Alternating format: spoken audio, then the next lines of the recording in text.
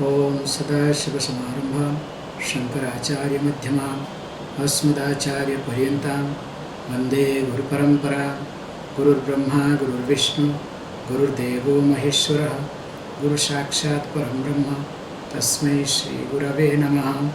Om Sahana Bhavato Sahano Bhunakto Sahaviryam Karavavahi Tejasvinavadhitamastu Mahavidyushavai. Om Shanti Shanti Shanti. As we have been discussing, called Aikya Vichara, analyzing the oneness, seeing the oneness in both individuality and the totality. We discussed in details how the equation looks as though there is some difference, but in reality how we see or try to understand that there is no difference. To derive at this point, we discussed that every word has a meaning, and the meaning can be divided into two parts or two categories. One was called immediate or direct meaning. Other one was called implied, filtered or indirect meaning. Anyone, you can take it according to your convenience. So mind is capable of filtering, that we discussed through the example of banana. So when I ask you to get a banana, definitely you will get the banana along with the skin. Now if I ask you, eat the same banana, what will you do? You will remove the peel and start eating it. That removing the peel and eating the same banana, who asked you? How do you understand? Because mind works on, this is called filtered meaning. Same banana, first was along with the skin, now the second one is without skin. So each time we do remember, we do filter the meaning behind the words. But the problem is here. It depends upon our maturity, of course our insecurity, the situation and many other factors which forces us to filter. So most of the time our filtering goes according to our vasanas, our impressions, of course our insecurities put together. But every word has its own filtering meaning, implied meaning, what we call as lakshyartha. Let us look at the verse, what it says, the text, what it says, then it becomes easier to understand. Iti chet na stula sukshma sarira abhimani tvam pada vachyartha upadhi vinirmukta samadhi dasha sampannam shuddha chaitanyam tvam pada lakshyartha. Says beautifully that if you ask that there is a difference, because the question was asked by the student, how can you say that I am God? There is no difference between me and God. Definitely there is difference, because I am someone who is with ahankara, with ego, and I know only little bit thing, kinchit gyaha. Whereas the God, here Ishwaraha, we let us hold the word always Ishwaraha. The Ishwaraha is Sarvagyaha, knows everything, knower of everything. At the same time is free from ahankara. Then how can you say that both are one and same? Looks like that they are opposite to each other. And you say that to see non-duality, there should not be any difference. How is it possible? When the question was asked, the answer says, no, it is not like that. Because when this Atma gets identified with Stula Sarira and Sukshma Sarira, that is called the direct meaning, the first meaning of the word Tvam, you. We have also seen this analysis when I say I am speaking. What does it mean? I am writing. I am so and so. I am frustrated. Look at each I means one part of me, one body, one aspect of me. So here he says, this is called direct meaning. So don't hold on to the direct meaning. When the question comes that how can we look at that both Jiva and Paramatma, Jivatma and Paramatma are one and same. But he says, look, when the Atma gets identified with Stula Sukshma Sharira, the gross and subtle body, that is the direct meaning, what we call as here Vachyartha of you. Whereas Upadhi Vinirmuktam Samadhi Dasa Sampannam Shuddha Chaitanyam Tvam Pada Lakshyartha. So same Tvam Pada, same the word you has got its implied meaning. So what is that implied meaning? He says Upadhi Vinirmuktam, because all these adjacent, all these upadhis means a different type of, let us say, belongings that we have seen in details. So when the person is free from all these upadhis, because you can say that all these identifications, we use the word adjuncts, but however, so when the person is free from all these things, and what he says, Samadhi Dasa Sampannam. So we use the word Samadhi Dasa means here, very beautifully you need to look at this Samadhi word. Here we have written that the one who obtains in a state of Samadhi means where the object is not seen. That is what the translation I have given here. So we need to look at Samadhi means that there are different explanations, but here say Samaha Buddhi Di.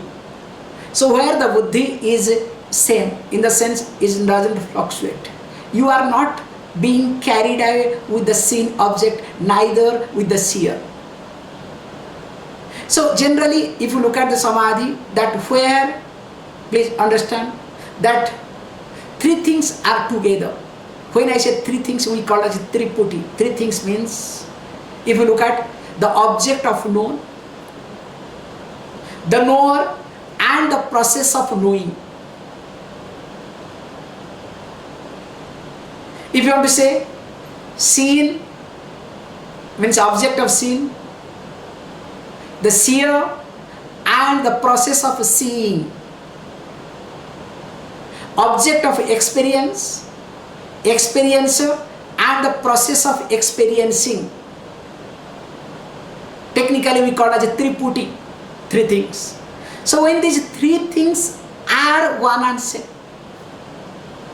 there is no more experiencer, there is no more process of experiencing, or there is no more that called object of experience.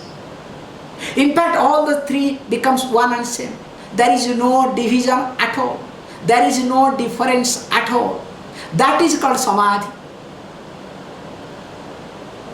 So here, that's why when people say Samadhi, then you go to Samadhi, then you try to say experience, oh I had a good experience. Remember, that means that is not Samadhi, that means the experiencer was alive. Process of experiencing was there and object of experience was there. You understand? So that is not Samadhi. However, it says beautifully that when these three things are one and same, so being in that, and what is that? Shuddham Chaitanyam. Shuddham means pure, free from all sort of impurities. Remember, what is impurity? Impurity is nothing but called division, limited. Wherever there is limitation, there is impurity. Remember yourself. whenever you limit yourself, whenever you restrict yourself, that time your mind becomes impure. Wow, then you can say, fantastic Swamiji, that's why I allow my mind to become wild, let it go. Hey, that is more limiting, remember, that is the worst thing to do. So when you allow your mind, how you allow? With your limited thinking. So here you have to be very careful, because same word you can take it the way you want, you can destroy yourself and destroy others. However, coming to the point that limitation is impurity. So here Shuddham, the purity, means that limitlessness, at the same time Chaitanyam, the awareness, the Chit, the knowledge part, the awareness. So that is the implied meaning of Tvam, the you are you. So that means, as we have seen in details, how, who am I, because we have spent enough of time, so that we don't have to go back at all. So that whatever we discussed, that is called Tvam Pada Lakshyartha. But problem with all of us is, always we are acquainted with Vachyartha, the direct meaning. So when I use the word I, please understand, when I use the word I hold on to the direct meaning. I never look at the implied meaning. Either I am body, either I am sense organs, either I am prana, different koshas, or subtle body, different aspects of mind. It is very rarely I look at me from the standpoint of implied meaning. Remember, so this is the meaning of implied meaning, hold on to that. Because between Vachyartha and between this direct meaning, there can be difference, because after all it is a direct meaning. So if you look at the implied meaning, you will see the difference altogether. How is it possible? Let us look at the next same thing. Evam sarvajyatvari vishishta ishvaraha tatpada vachyartha upadhi shunyam shuddha chaitanyam tatpada lakshyartha. Such beautifully. As you look at the body, mind, as the direct meaning of the word you, so also the direct meaning of thought, that is that the Ishvara, the God, is not omniscient. Okay, because omnipresent will make a big nuisance. Okay, this is the problem. If you say omnipresent, what people say? So okay, if the omnipresent, that means what? God has to be everywhere, not only in the heaven or any somewhere. So omnipresent is a wrong word they use wrongly. Means actually right word, I would rather say. Right word they use wrongly. That's the right way of putting it. What is that omnipresent? Omnipresent means that which exists everywhere. So when that exists everywhere, in sinner also God has to be there. In sin also God has to be there. Because sinner cannot be away from everything. So everything, when you say everything, means everything. You can't exclude anything. If you exclude little bit thing, something, that cannot be everything. Including the devil has to be part of God. In devil, God has to be there. We cannot separate God and devil if we say God is omnipresent. Well, this is a very big mistake they make. But they mean what? That omniscient, please understand. God is Sarvajna. So when they say God is Sarvajna, so that's why this point is no problem. That's why he takes it Sarvajna. It doesn't take about, that God is present everywhere. When God knows everything, and not only that, God is big, God is merciful, God is a forgiver, but God is a rescuer. Every language, don't worry, every religion, every language, it is there. So God is always present in a big way. So when all these things are presented, remember, that is nothing but called direct meaning of God. But the implied meaning is, again, if you remove all these things, why God is big? Just look at all the religion. Any religion you are comfortable, just try to analyze. God is forgiver. Why? Because of one incident or because of one situation, people try to project that God is a forgiver. Everywhere. Because the God gets its attribute based on the situation, based on the people, the way they look at. So that is how they create it. So here it is being said, all these are fantastic there, not that it's not there, it is there. Let us accept it. But all are direct meaning. But there is something called indirect meaning or implied meaning of the word tat. And what is that? It says upadhi shunyam, free from all upadhis. Means all these incidents or whatever, all these things, remove it. And what is that? Again, same Shuddham and Chaitanyam as I am. As my implied meaning is what? I, the word I or the word you, that implied meaning is Shuddham and Chaitanya. The pure and the consciousness, the awareness. Same thing also, the implied meaning of Tat also the same thing. So that means what? From the implied meaning standpoint, is there any difference? Whereas from Bhakyartha, from direct meaning, there is difference. Absolutely no problem. That's why we don't have any problem with God. That's why we accept anything and everything God. That's why there is, because the concept of that, no, there is one God is a wrong notion. It is a completely religious propaganda, religious imposition. There is nothing called one God. In fact, there is, remember one thing very carefully, there is only, please understand, there is only one God is wrong. But if we say there is only God, absolutely no problem. How the religious people twisted, there is only God is the truth. There is only God, means that omnipresent. If God is everywhere, that means what? There is only God. But then religious people added one word, no, there is only one God. They added one word to destroy everybody. So if you say there is only one God, if any other thing comes, sorry, that fellow is devil. So these are the religious propaganda. We have to be very careful how they twisted the concept, such a beautiful teaching, they destroyed, adding just small word here and there. Everywhere you can see, just one word has been consciously or subconsciously has been added and twisted the meaning completely. However, says beautifully, that this God is everywhere.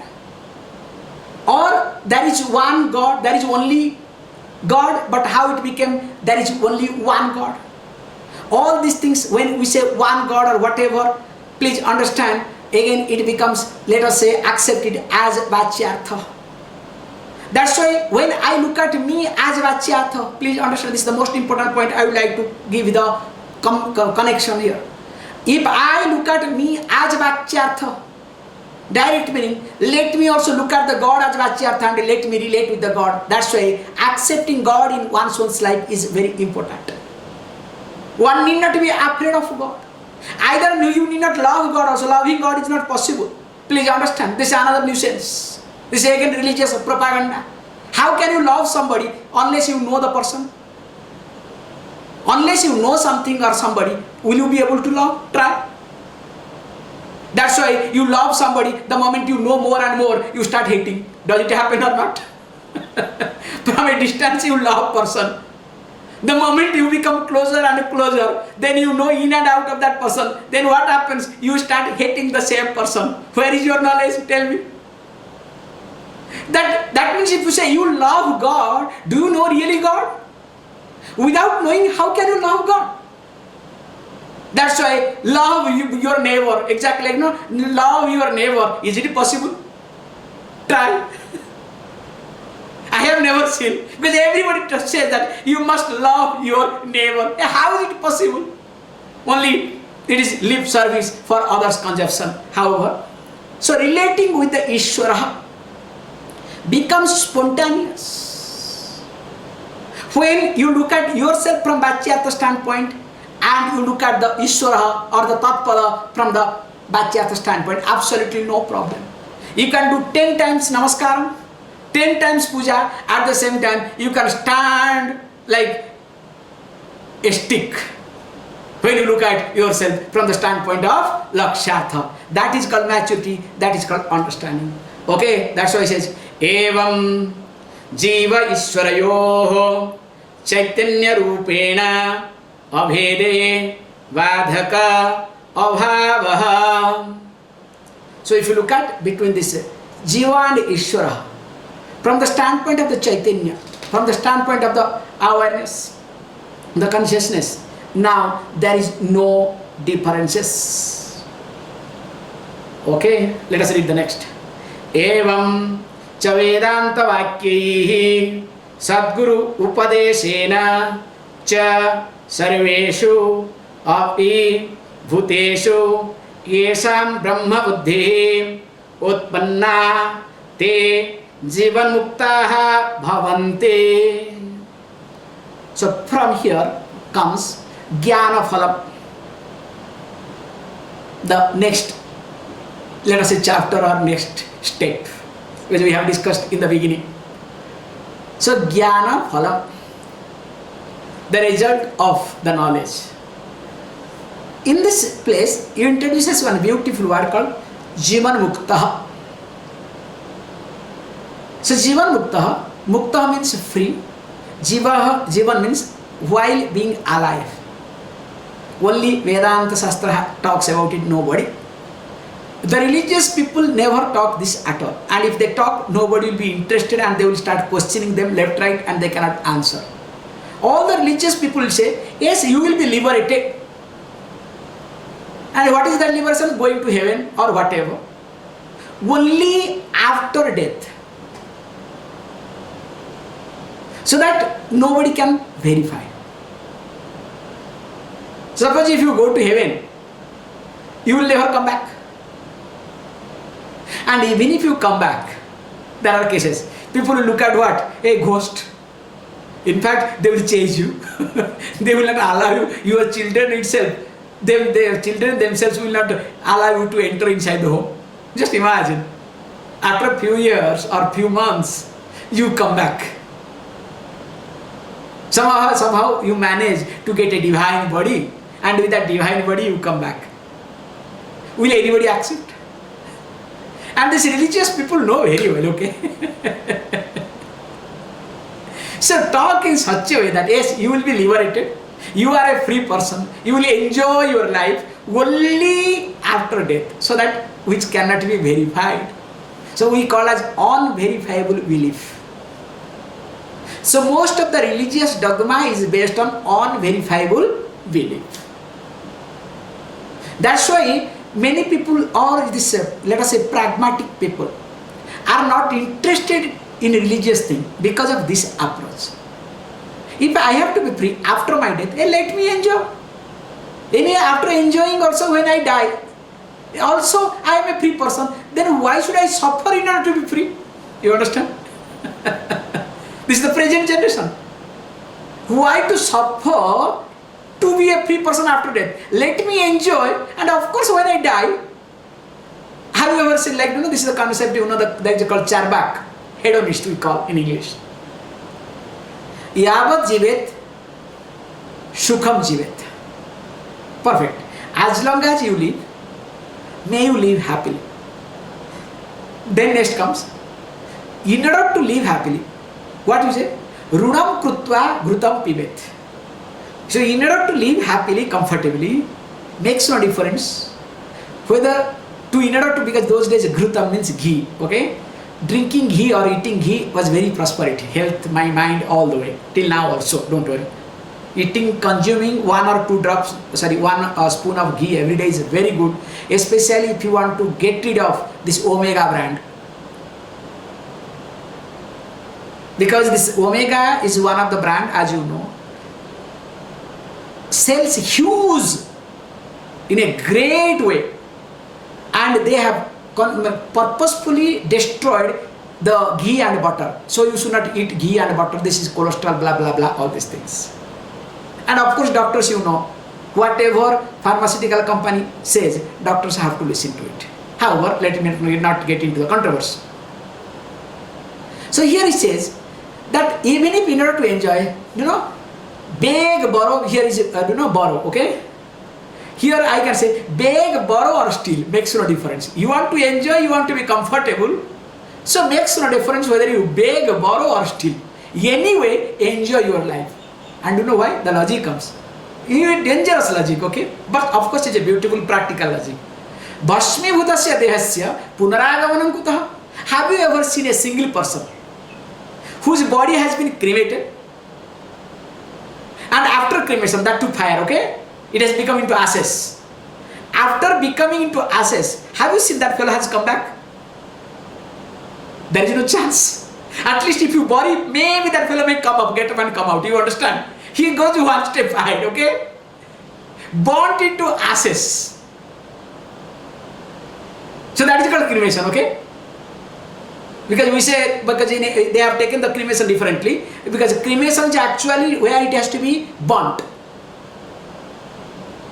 That's why burial ground, cremation ground is entirely different. Where we cremate. However, let us not get into again. So, when the body is already turned into ashes, have you ever seen a person who has come back from there? Means impossible. So that means what? After all, we have got one life, let us enjoy. Now, same concept came in a religious way. We have one life. Then let me enjoy. No. You will go to heaven or you will go to hell. You understand? Now the conflict was being injected in different way. So neither I am this side nor I am that side. That's why present generation all over, now you can see, are becoming wild. They don't care anything because of all these reasons. However, let us not get into too much. Here it says beautifully, Jivan Muktaha. The person can be a free person. The person can be a happy person when the person is alive. This is the beauty of teaching. And how it can happen? It says beautifully, you would need to take the help of Vedanta Vakya. With the help of the teaching of Vedanta, not this religious text. You understand? So Vedanta means, generally, literal meaning of Vedanta means, Veda means embodiment of knowledge, which is called as a pramana. Anta means here, literally if you look at end portion. Actually you can say essence of Vedic teaching. But interestingly, most of the Upanishads comes in the last portion of Veda. That's why it's called Vedanta. Anta means last. So you can look at actually end portion, or you can say the essence of Vedic teaching is called Vedanta. Both way you can take it. So he says Vedanta Vakya, okay, by itself we can do it? No, sorry. If you want to get confused, then you must study Veda or all the scripture by yourself. Remember, if you really want to be confused, you must study by yourself. Self-study is not allowed. And if you do self-study, definitely there is no other alternative other than getting confused. I have never seen a single person who has done self-study and not confused. You can look at any big person, small person, must be thoroughly confused. So that's why he says, Sadguru Upadeshena, with the teaching of a teacher. And who is that Sadguru? Quickly I can say, the one who is Shrotriya and Brahmanishta. The person must have a teacher, must have studied under a teacher, not self-made. Means the person must be a Shrotriya and of course Brahmanishta, commitment towards the teaching. So that person is a Sadguru, not a popularly known as Sadguru. Because if you go to the internet and type Sadguru, you will see popularly known as Sadguru, okay? It's not like that, please understand. Because the person must have a teacher. If the person doesn't have a teacher, how can he become a Sadguru? Impossible. However, that is up to them. Then of course, then what happens? Now Upadeshana cha sarveshu api bhuteshu yesham brahma buddhi utpanaha, with reference to everybody and everything.